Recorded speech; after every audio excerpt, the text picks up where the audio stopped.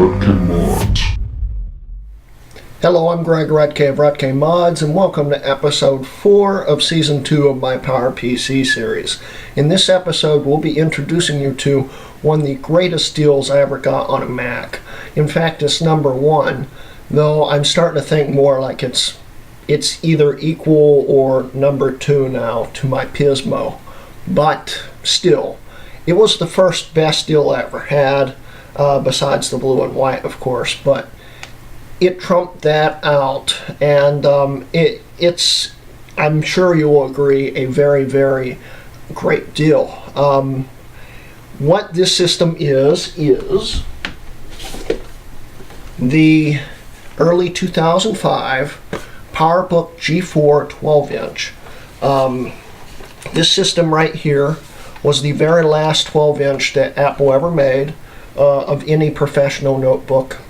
And it's a very neat system, very powerful. In fact, even though it's a 1.5 gigahertz G4, this system right here has the same amount of power really as the high-res. It's using a little bit older technology in it, but this has about the same amount of power due to the small size of it. It's very useful still today. Apple in 2005, they made this system. There was only one type you could get, the 1.5 gigahertz. And this was the low-end version compared to the high-end version. The high-end version had a super drive in it. This one has a combo drive in it. And as you'll see later on in the video, you'll see the inside of this system. In fact, you'll see every single part of it, because I decided to film taking it apart when I was replacing the optical drive in it. You'll learn more about that in that part of the video. But it's a very nice system. This system right now is running both Tiger and Leopard and Ubuntu. And the Ubuntu install actually works 100%, including sound. And it's a beautiful system. This system's a little rough, though. This system I bought in a Mac parts lot. Basically, there were two.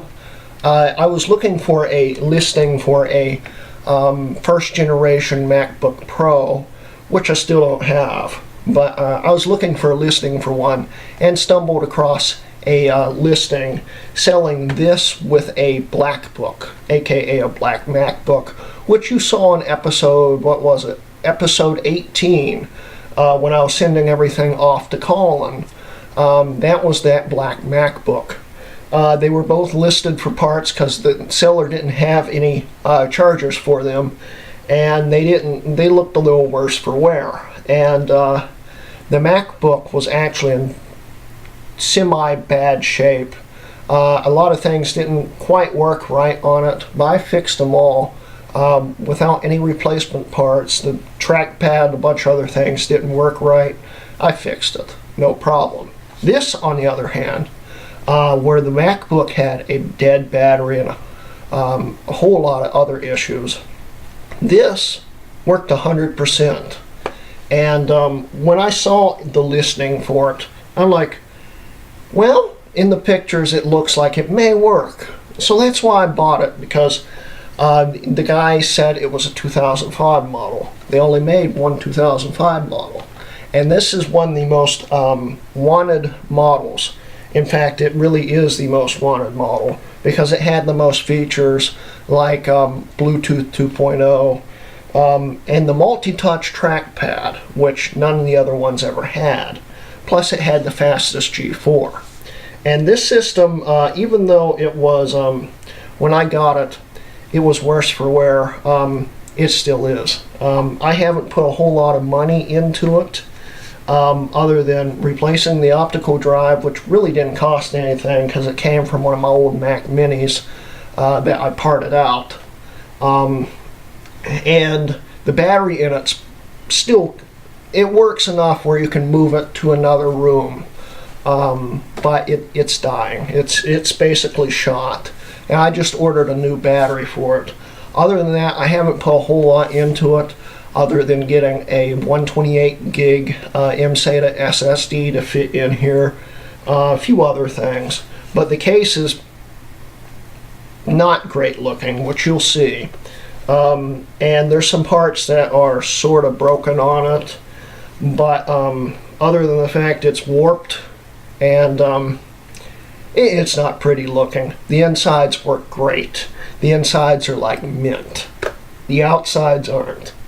But it doesn't prevent it from working. And what makes this such a great deal is these go for probably, in this condition, maybe $100 to $130 on eBay. In mint condition, they go for around $200 or more. This I got with that other black book. I got this. If you split it right down the middle, I got it for $18. Yes, $18. The MacBook cost $18. This cost $18. And it works just like a fully mint condition.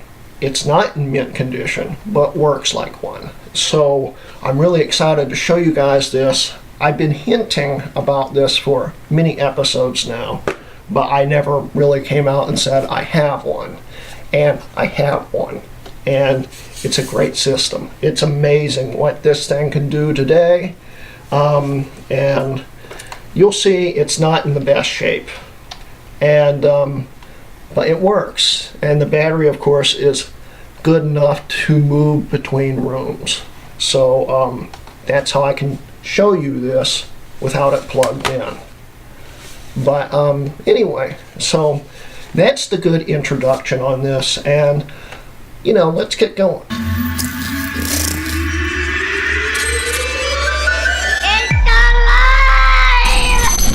Okay, so here's the PowerBook.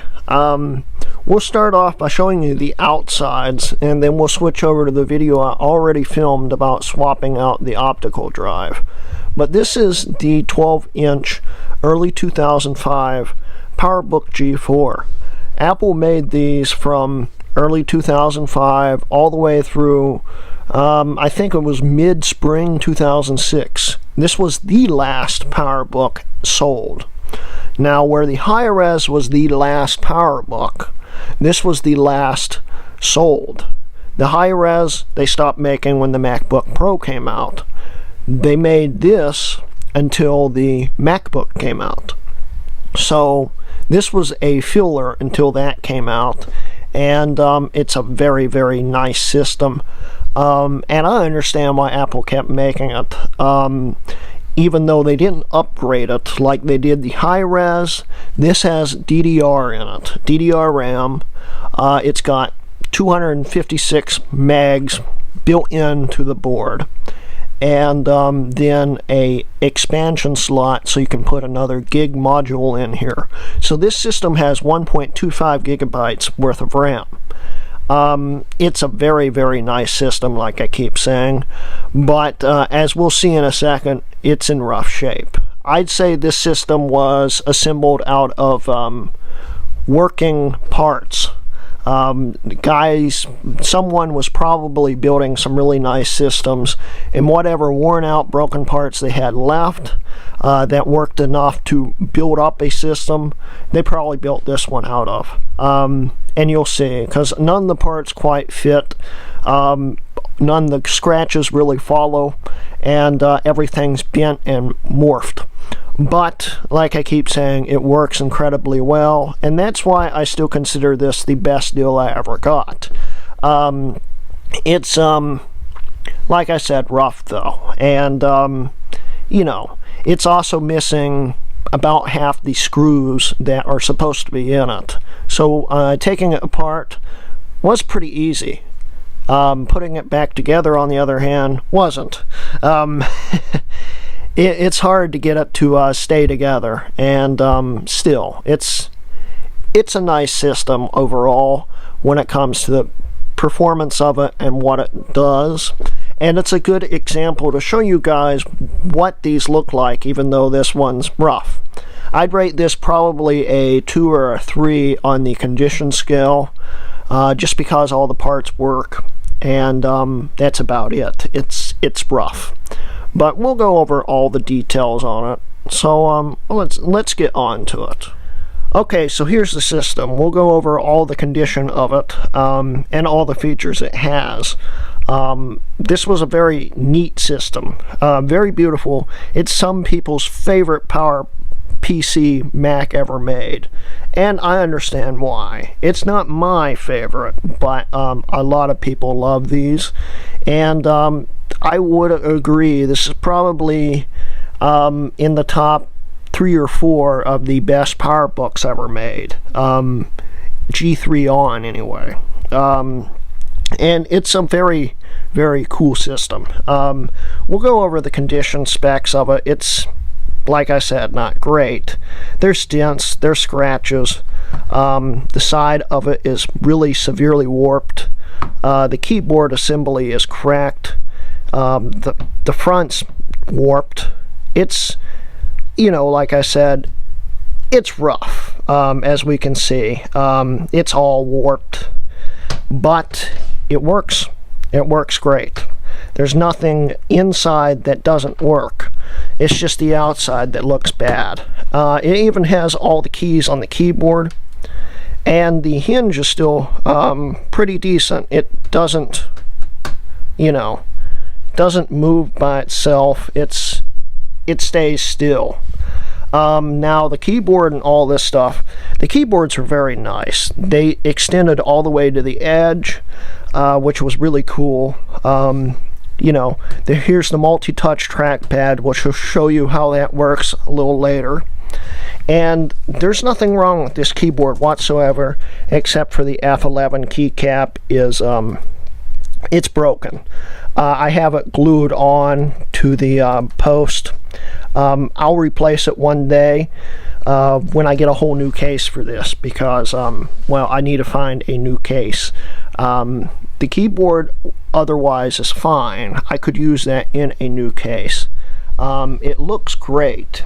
And the very interesting thing about this is this was the only PowerBook, aluminum PowerBook, that didn't have lit keys. But if you look at the keycaps, they, let's see if I can grab one here.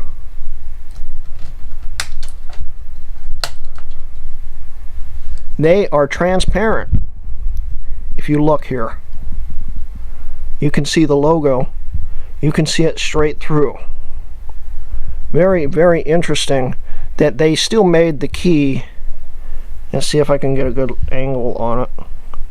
They still made the key transparent, like they were planning on making this, you know, transparent, and having the key backlit, but they must have either ran out of time on it, or they just decided not to do it whatsoever. But it's interesting, and all of the 12-inch keyboards are like that, and I don't know why. It probably would have been cheaper just to print the letters on there, but they didn't. This is the This is the design that was introduced in 2003 with the aluminum PowerBooks. You know, it was the first 12-inch that I know of. And this uses the same screen as the G4, the G3 and G4 iBook Snows. Same screen. It's XGA, so it's 1024 by 768. But it's a good screen for its size, and very usable today. There is a mod where you can put like a Lenovo screen in here and get like 1440 or something like that, a very high resolution, but it involves a lot of modifications and stuff, and if I'd go that route, well, it's not worth it until I get a new case. It takes a lot of modifications. So this was the only screen size they came with, the 12-inch models, because, well, this was the 12-inch. The 12-inch was very different from the 15 and 17-inch. But still, it was more powerful than the iBooks that were the same size. I'll grab one of my iBooks here so you can get an idea. Oh, this is a G4. Okay. Here is that. And here's my early, what is this? My late 2003 iBook G4, 800 megahertz. It's not in great shape either, as you can see. But if you look at them, they're roughly the same size. The screens, though, are different in height and stuff, but they're roughly the same size. This is more compact, probably a little easier to carry, more comfortable to carry, and lighter.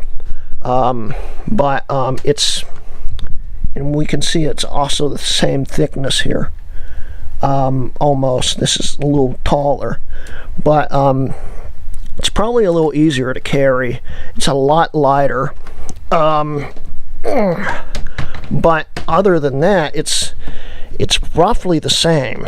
But what made these different, other than the case, was the CPUs were always better and the GPUs were always better. So that's what makes these different.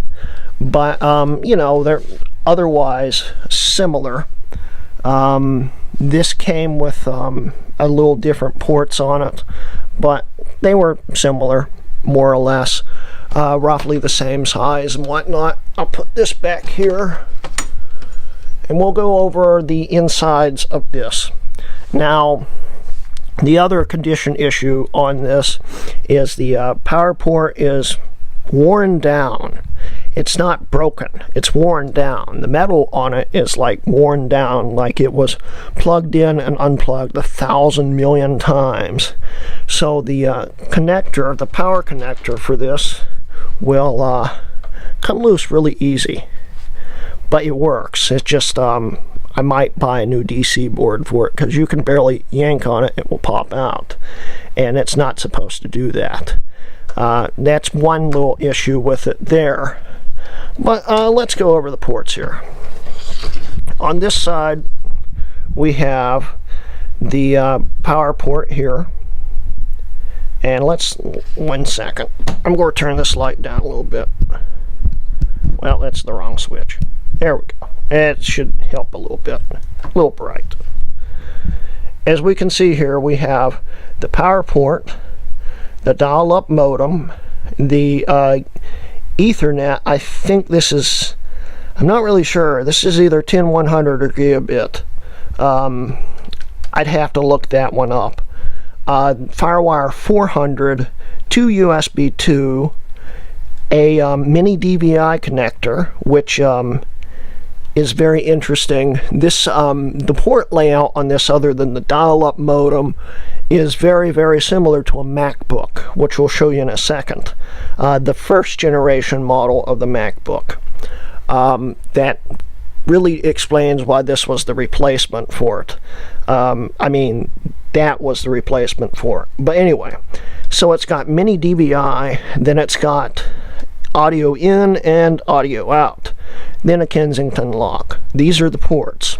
Now, for the heck of it, let's show you what it looks like next to the first generation MacBook design. Just so you can see, yes, the ports are basically the same. First generation MacBooks and this one, the PowerBook G4. As we can see, all the ports are the same, except, of course, it's a different charge port and there's no dial-up. But other than that, it's the same. So, that's interesting. But anyway, there's one other really interesting feature I want to show you guys before we hop into the video I already filmed about showing the insides of it. And that is just the ease of replacing the airport card in here. I'll have to twist this open. This is hard. I might have to stop the video for a second. Yeah, 1 second. Okay, yeah, the battery gets stuck in this case because how warped it is, but if you lift the battery out here, you can actually change the airport card in this with no tools. It's the only laptop that I know of that Apple ever made that you don't need tools to get the airport card out. You can just pull it right out and there's the airport card. And then it's as easy as sliding it back in and plugging the antenna back in, and you know, it's very easy to do that. Very cool design for Apple. I don't know why they did it that way, because I think they all came with airport by standard, and what are the chances this would die? You could have put it in the case, but it's really neat that they did it that way. And here we can see that here's some of the missing case screws here, so the case itself's not screwed in right there. Here's the RAM slot door, and you know, it's otherwise okay. Right here you'll notice that these screws are stripped, not great looking, and they're not even really connected to anything. They're supposed to be holding in right here. They aren't really. They could fall out at any moment, but they're in there tight enough that they'll hold the top of the shell on. Then here's the optical drive, and it's, like I said, warped. This whole side's warped really bad, but it doesn't prevent it from functioning. And as you'll see in a minute in the drive swap video, the drive works great. There's no blockages or anything like that. So anyway, so let's hop on to the inside of it, and then we'll continue the video and show you how it performs. Okay, so I've decided to film this before I actually film the video. I thought I'd show you guys what this inside of this system looks like, because I decided that I need to replace the optical drive. This is a combo drive, and this combo drive fails to eject sometimes, and it gets to be a big pain. So I've got a Mac Mini drive. This was from a 2.1 Mac Mini Intel Mac Mini, and it's also a combo drive. So it's not an upgrade, but this drive, if I remember correctly, works fine. We'll see. I hope it does. So I thought you guys might like to see the inside, because these things are very frustrating to go apart. They're almost as bad as taking apart iBooks. It's not quite as bad. It is a little more user upgrade friendly, but it's still not super great. So I'm going to be taking this heatsink out, because it's got to come out to take this out. It's really compact in here. So I'll be taking that out. I'll show you the G4. And here's my 128 gig SSD, the mSATA to PATA adapter model, the one I made. And well, anyway, let's get into it. Here's a quick view of what it looks like on the inside. I'll pull this off and get this part out. We'll show you real quick what it looks like, and then I'll slap it back together and we'll get back onto the video. So that was more of an unexpected challenge than I expected. Who knew you had to literally take the whole thing apart to get the optical drive out? Because the optical drive happens to be the very last part in the whole system that can come out. I wasn't expecting that. So here's the new optical drive and the old optical drive. Right here, I'll have to switch the brackets around in it, but you know, they should in theory work. They're similar models. And let's set this thing back up here. Optical drive actually keeps it steady, which is interesting. So, since I wasn't expecting to pull the whole darn thing apart, we might as well show you some more parts about it. There's the airport card, the modem, the DC board for the battery, and focus that. Here's the SSD, which is raining screws. Oops. Well, I'll have to find those.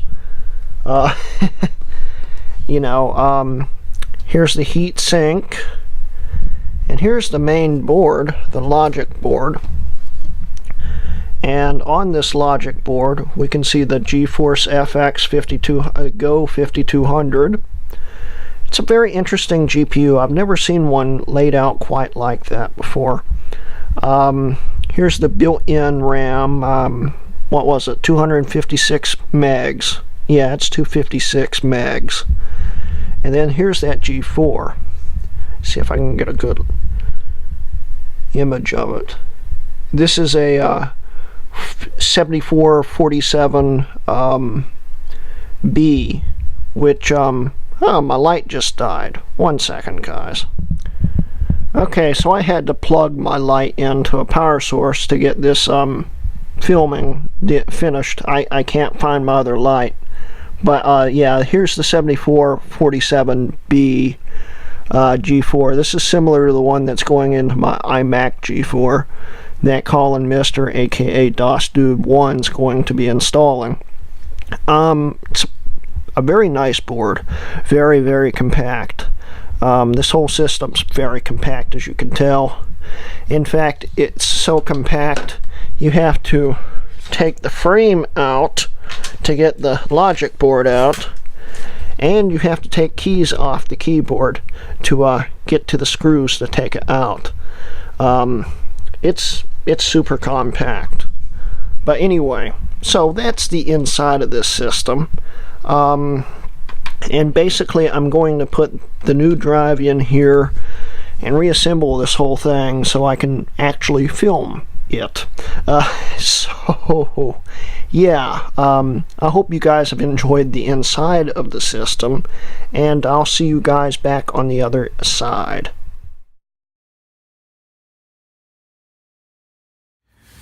So I almost have this whole thing back together, and I decided to test it. And, well, here's a DVD.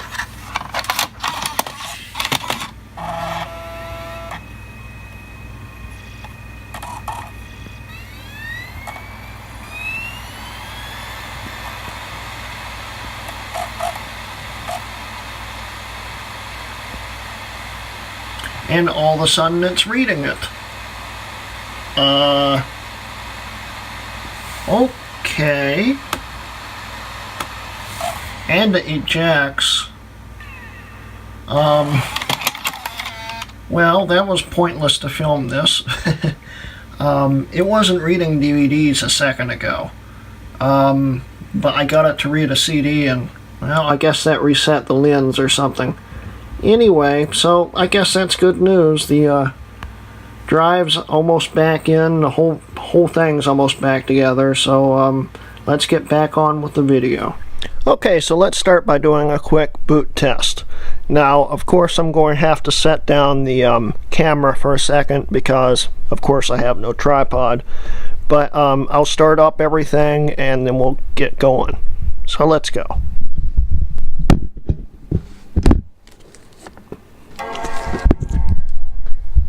Alright, here it goes.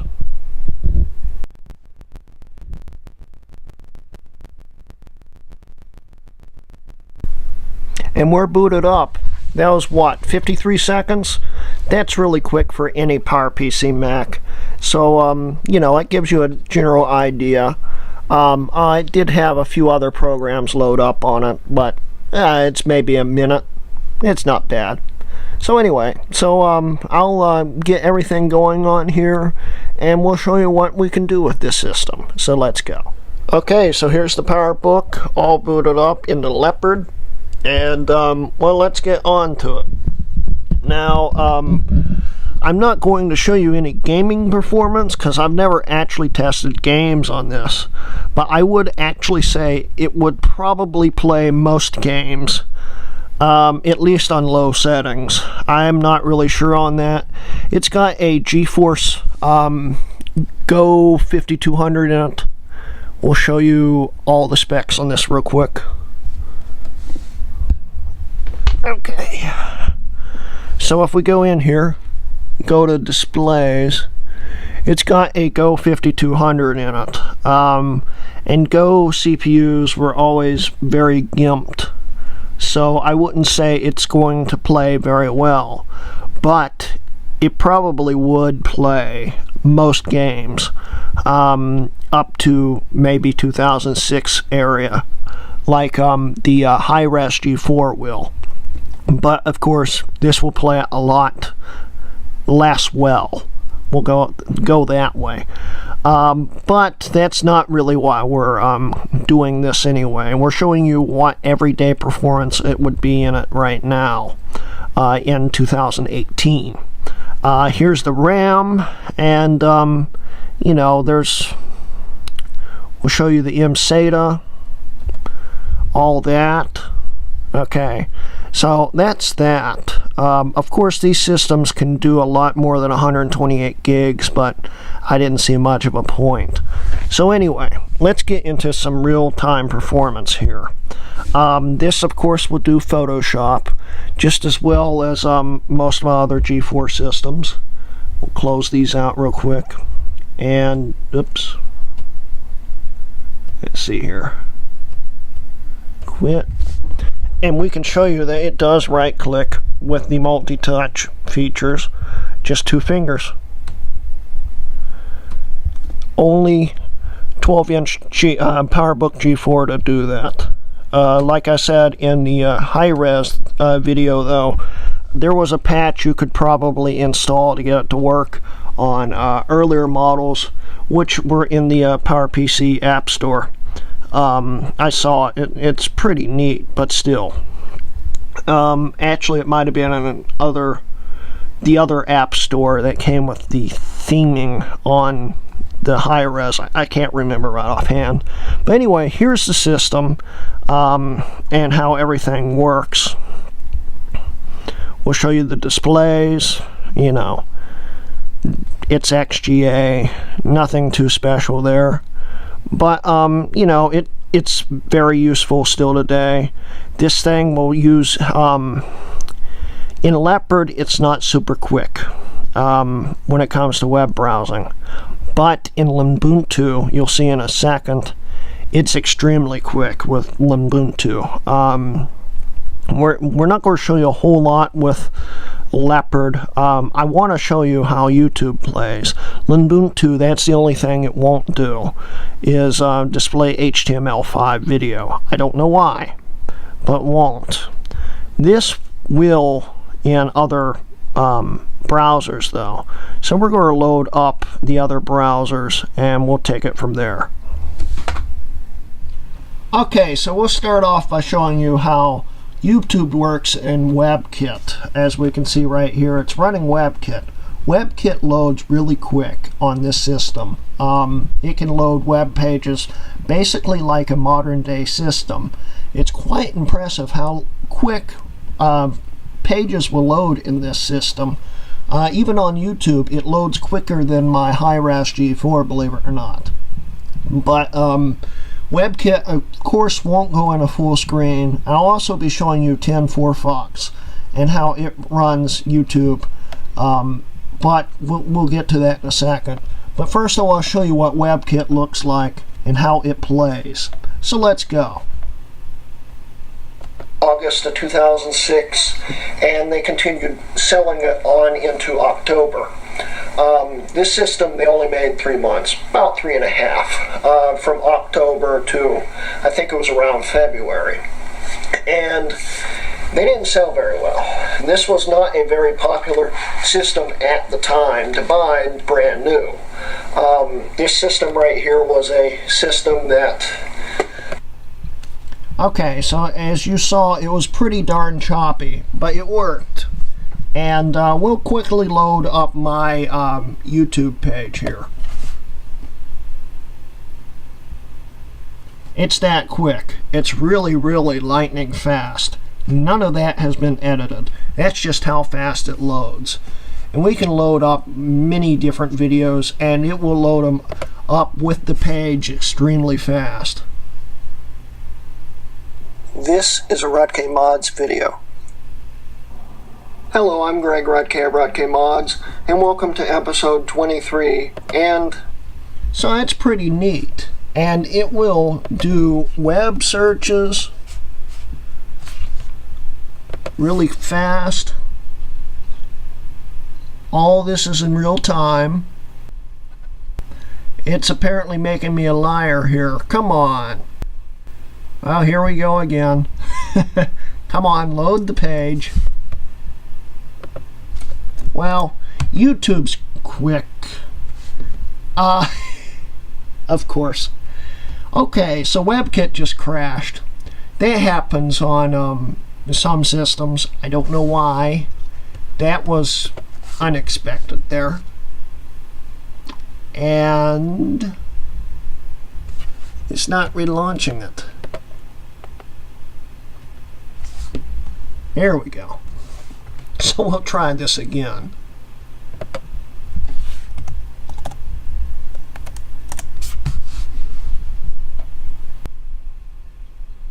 Okay, so it's being stubborn. Take my word for it, it's pretty quick. Oh, come on. Well, anyway, it's quick, believe me. But anyway, we'll load up another, like Facebook. Huh. So WebKit isn't cooperating with me now. Go figure. But 10.4 Fox will. So we'll start that up. Oh, and that's another thing about this system. Cooling on this apparently isn't super great. You hear the fans ramp up a lot, but it's still pretty cool. It will run well.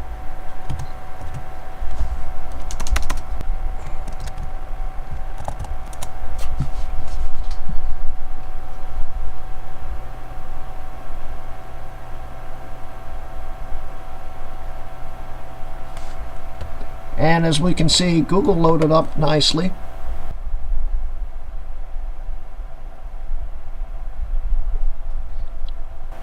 Okay, and here's full Facebook. Full Facebook doesn't load real quick on 10.4 Fox. But if we switch it over to the mobile version, the iOS version loads quickly. We'll speed up this video right here real quick.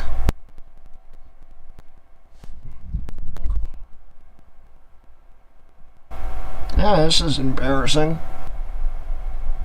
Come on.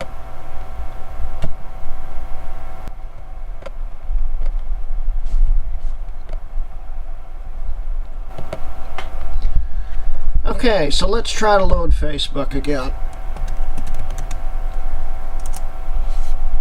When WebKit's cooperating, Facebook loads a lot quicker on WebKit. 10.4 Fox is a little bloated when it comes to loading pages.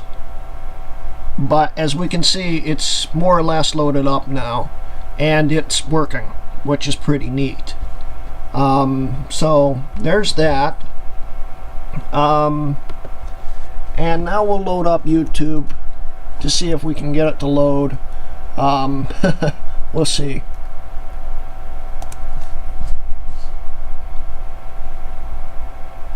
Now we might need to switch back into the regular. So it's time to speed this up again. Let's see here. I loaded that pretty quick this time. Go back into full. And try YouTube again. Close this version and enter.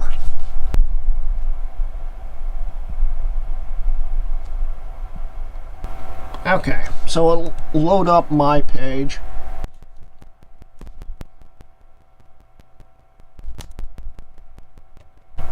I don't know why, but every time I go to film something, the computers go from working to not working. That's kind of annoying there. So anyway, let's try to get this to work.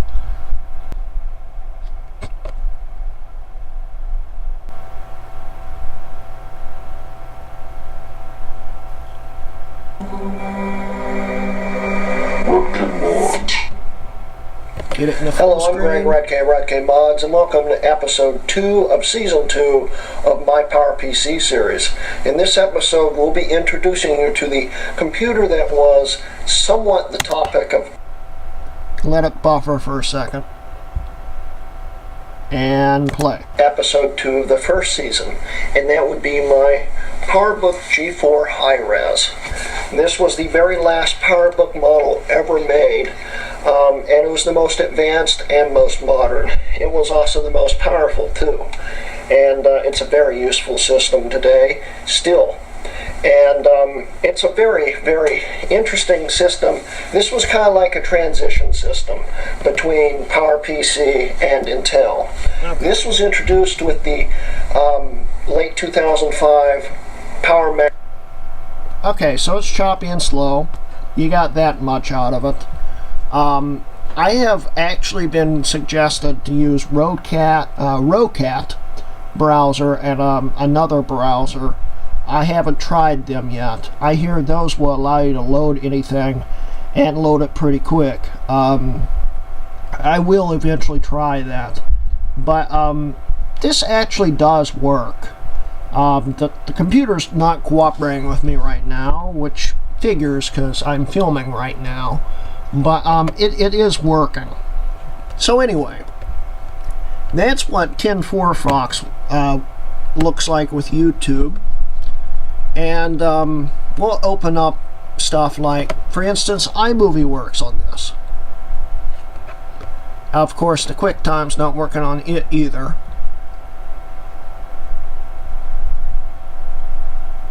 But there's iMovie, and it's working. It's a little bigger than the screen's supposed to be. Well, I don't know why. Let's see here. Full size. There we go. Now it fits. And that's iMovie. iMovie 09's working on here. It works great. You know, and there's other things we can do with this system. Really nice things. It does Photoshop. In fact, I think it does it a little better than my high-res. And I think it's all due to the screen resolution and stuff like that. It doesn't need as much horsepower. But that gives you a general idea what this system will do in Leopard. Of course, it's actually a lot better than you'd think. Oh, and we'll do one more thing here. We'll show you how bad this battery is. It's got 20% the original capacity. And it keeps stopping on the charge. It can't get up to 100% anymore. But like I said, I've got a new one coming in the mail. It's going to be a cheap one. It probably won't be super great, but it will work. And you know, this is fine for moving between rooms. As we can see, I can unplug it, and look, it stays on. No problems whatsoever. But if I don't leave it plugged in, after about 5 minutes or so, it will shut itself off. At least go into sleep mode. So anyway, let's restart this into Tiger, and we'll get back with the video. Okay, so now we're in the boot menu here, and this is the same last revision boot menu that was on all 2005 Macs. Now, this is like, it has the same plague as the titanium MacBook, PowerBook that I showed you last season, episode 4, I think. If you try to move the cursor, it's really slow. And it's like this on a lot of G4s, okay? But this has the arrow key option where you can just change it with the arrow keys. And that's what we did right there. Plus, this loads pretty quick. it loads quicker than most systems. So anyway, we have Tiger selected, so let's get into it.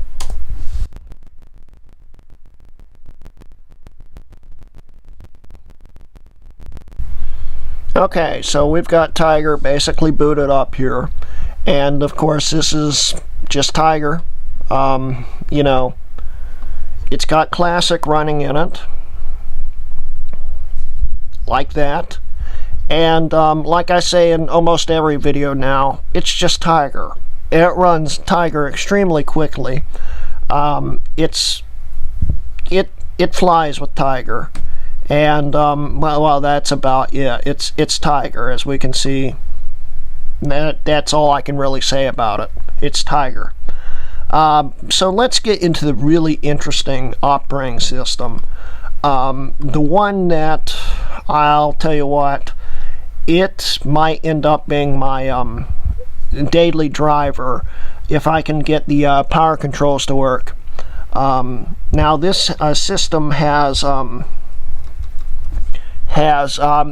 Ubuntu, which we're about to boot into, this system doesn't have the drivers for brightness controls for the screen, and it doesn't have the power management for the battery yet, which is preventing me from actually really using this, because I won't know how long the battery has.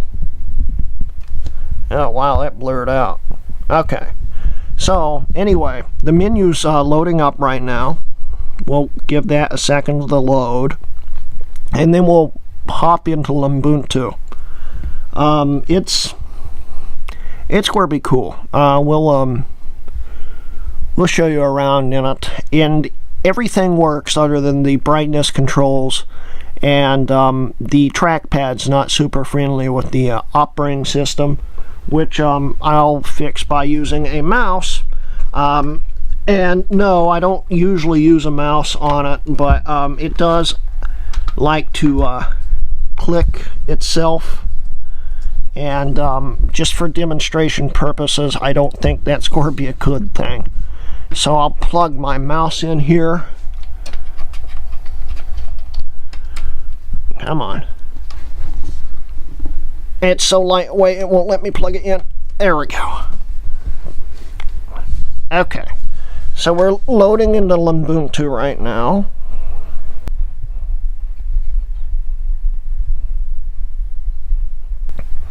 And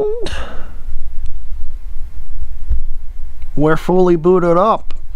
Ubuntu will make the fans run like mad. It does make it run a little hot, but it's very lightweight, and it's actually not too bad with the load either. This also has that Bluetooth problem. I don't know why it does this. It must be a common PowerPC problem. But other than that, everything works in this, even the sound, which even the buttons work for it. Well, they did. Why aren't they working now? Try the function button.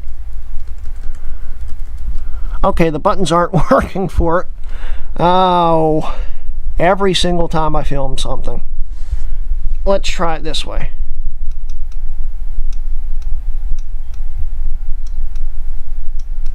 It's not playing any sound feedback. Trust me, it works. We'll actually load up a a sound file, and we'll make sure you I can prove that it works. So 1 second while I go grab one.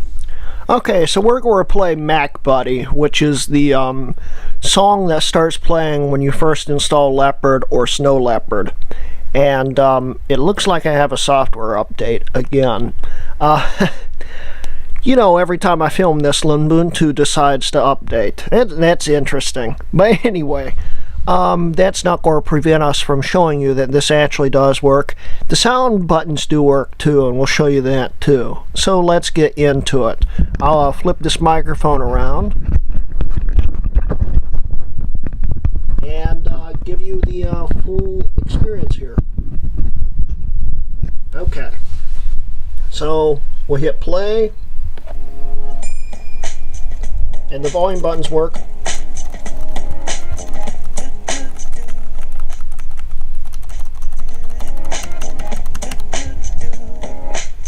Now this is full volume only because I didn't set the volume up extremely high. Otherwise it likes to start getting staticky. It's possible to, I can still get it up higher, but this was just a basic volume setting for it. But anyway, so it gives you an idea that this is working. And Rhythm Box doesn't sometimes turn off. But anyway, we'll check the software update and see what it is. I don't know why I'm using the trackpad. It's not working. We have a bass update. Install that. And I'll let this update real quick and we'll get on with the video. Okay, so I've changed some of the lighting here so it might be easier to see everything. But anyway, getting on to here, I'm using the trackpad again. It's tweakable. I might be able to get it to work properly eventually. It does work, as we can see. I can move it around, and it will move around, but it's a pain sometimes. So we'll now go in and try some other things. We've got some interesting things on here. Since I have this literally all working, except I don't see the Bluetooth. Yeah, I never actually checked to see if the Bluetooth works on this. I think it does. I just don't think I have the menu up on it. But anyway, it's got really neat things like system monitor and stuff. So we can see the processes of the CPU and stuff. I've got this going pretty good, and as we can see here, it doesn't use a lot of resources, and this operating system is so lightweight that this turns it back into a modern day system, more or less. It will load things blazing fast. Web browser like Firefox does take a second to start up, but once it starts up, it's quick. So let's go over to, like, for instance, come on. I was using the trackpad again.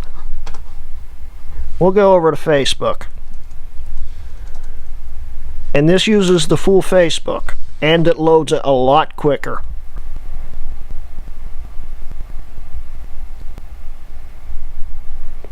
And here we go. We can even load stuff like low-end Mac, and it will load it pretty darn quick, considering. Trust me, this goes quick. What the? Come on. It's getting warm. Here we go. It just took a second. It was loading something. I don't know what it was loading. And here we go. We're on low-end Mac, the low-end Mac group on Facebook. Like I said in the high-res video, it works. Trust me. I don't know why Linux hates me when I film it, but trust me, it does work, and it works quickly. This will load.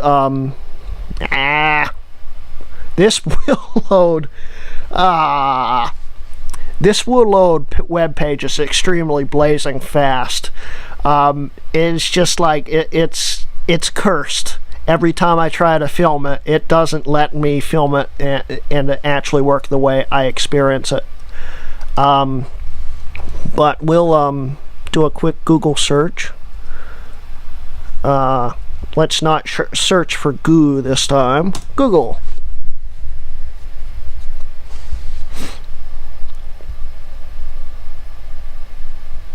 And here we go. We got Google up. You know, it's quick. I promise you, it's quick. It's a very, very useful system.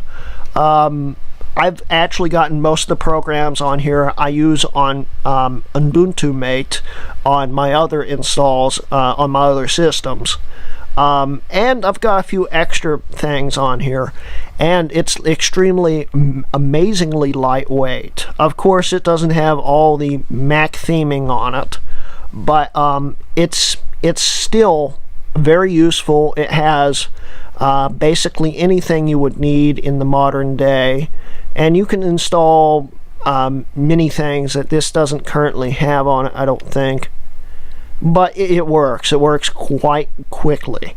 And just to show you, it does work without the battery plugged in. It's just I don't know how much battery life it has, because I haven't gotten those drivers in there, and I don't really know how to get them in there.